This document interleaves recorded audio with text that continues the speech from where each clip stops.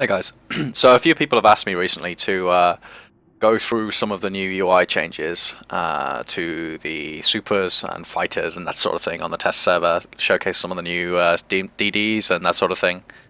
Most of it's pretty cool. Obviously, a lot of it's still work in progress, simply because this is kind of like our finished release on the test server.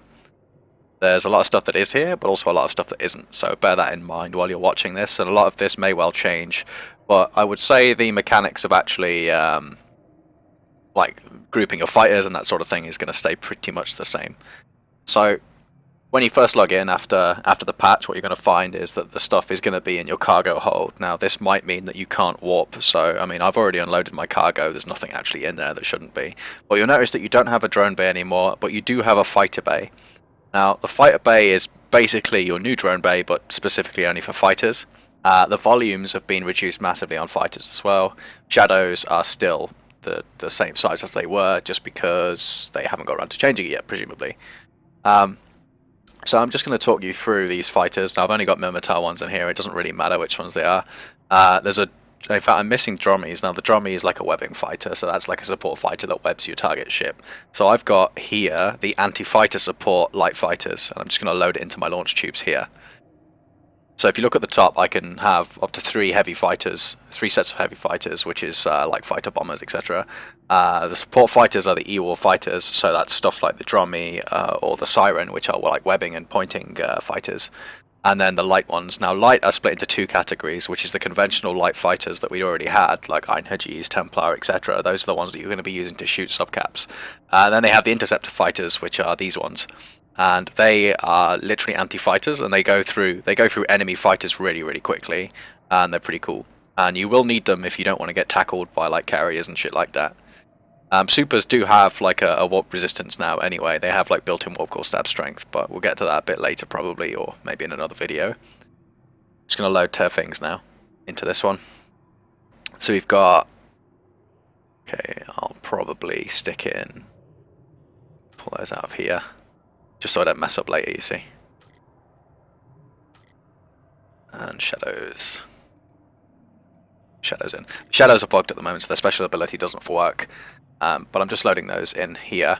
Now, on some of CCP's videos, you may have seen the fighter UI that they use. So we don't actually need this anymore. I'll come back to that in a second, though, because there is something else that it is useful for as well.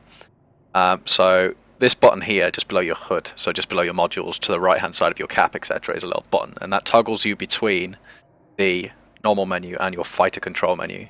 If you want to see both at the same time, if you have a big enough monitor, I sort of do, I guess, you can now see both. I'm going to put that up here just so that I can get to it. Now, these are my fighter squadrons, so it's exactly the same as they are there. One thing that you'll notice is that you can't actually launch these squadrons one by one unless you right-click, so there isn't a button you can click that launches them, which I find pretty annoying. The only way you can launch an individual squad is by clicking here, and you'll see that squad now pops out in space. You'll also notice that the fighter control menu jumped when I'll scoot these using this. But the fighter control menu jumps because for some reason it's clipped at the top rather than the bottom. So instead of the stuff popping up out the top, the whole thing moves down and is replaced with the actual modules and stuff.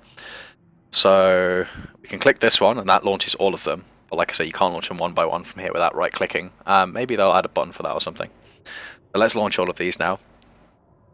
This button doesn't work, I'll say that right now. This is a shadow like super weapon / special ability type thing.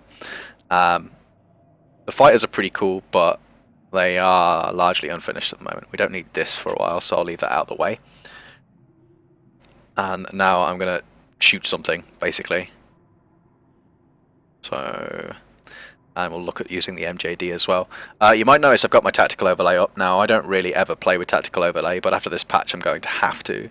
And the reason for that is that the new UI is very difficult to aim if you aren't using a tactical overlay, simply because you need this little dot here that's at the top of that vector.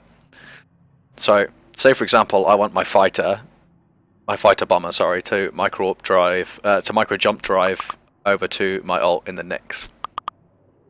So what I'm going to do is click the MJD, spin that over here, over this dot, and then aim it down towards the target. And now this fighter should MJD down towards the Nyx.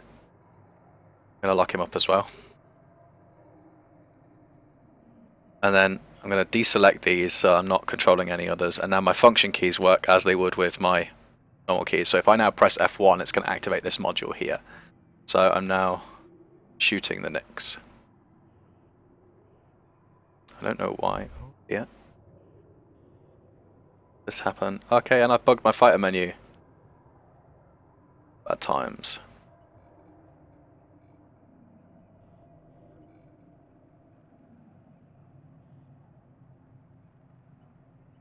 This happened the other day as well. I don't really know how to fix it.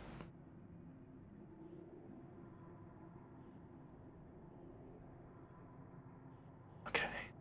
Put my fighters back using the menu. Maybe I can move it now? No. Okay, GG. I don't actually know how to fix this. Mistakes were made.